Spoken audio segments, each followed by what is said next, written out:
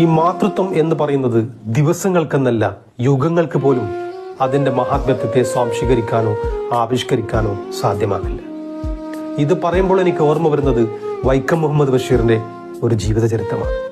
ഏറെ കാലത്തിന് ശേഷം നാടുവിട്ട ബഷീർ ഒരു രാത്രി വീട്ടിലേക്ക് തിരിച്ചു വരികയാണ്. വന്നപാടെ ബഷീർ വാതിൽ മുട്ടുന്നു. ഉമ്മ വാതിൽ തുറക്കുന്നു.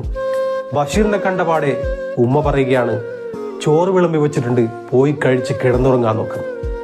ഇത് കേട്ട ബഷീർ വളരെ അത്ഭുതത്തോടെ ഉമ്മയോട് ചോദിക്കുന്നൊരു ചോദ്യമുണ്ട്.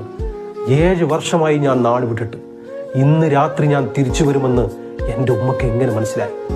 ഇത് കേട്ടപാടെ ബഷീറിന്റെ ഉമ്മ പറയുകയാണ്, ഹോ, ഞാൻ എന്നും വിളമ്പി വെക്കാറുണ്ട്. ഇത്രമേൽ ആഴമേറിയ ആ സ്നേഹബന്ധത്തെ എത്ര സിമ്പിളായിട്ടാണ് ആ ഉമ്മ പറഞ്ഞു തീർത്തത് പ്രിയപ്പെട്ടവരെ.